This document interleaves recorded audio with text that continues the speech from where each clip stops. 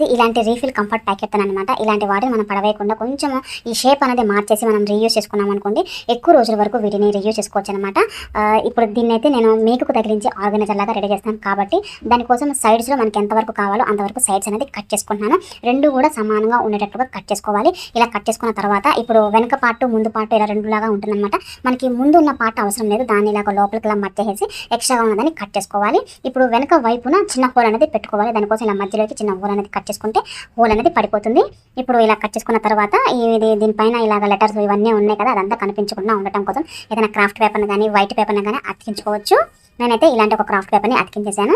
ఇలా అతికించుకున్న తర్వాత మనకి ఒక ఆర్గనైజర్ రెడీ అయిపోతుంది. దీన్ని కిచెన్లో మేకుకు తగిలించేసుకొని మనం ఎక్కువగా వాడకుండా ఉంటాము. అలానే కొంచెం పెద్దగా ఉండే గరిటెలు స్పూన్లు ఉంటాయి కదా, ఇలాంటి జాలి గరిటెలు ఇంకా ఇలాంటి వాటిని మనం ఇందులో పెట్టి ఆర్గనైజ్ చేసామనుకోండి, అన్నీ ఒకే దగ్గర ఉంటాయి. అంతేకాకుండా వీటన్నిటిని పెట్టడానికి మనకి ఎక్కువ ప్లేస్ అయితే కావాల్సి వస్తుంది, ఎక్కువ హుక్కులు అయితే కావాల్సి వస్తాయి కదా. అలా ఎక్కువ హుక్కులు లేనప్పుడు ఇలాంటి వాటిలో మనం పెట్టచ్చు.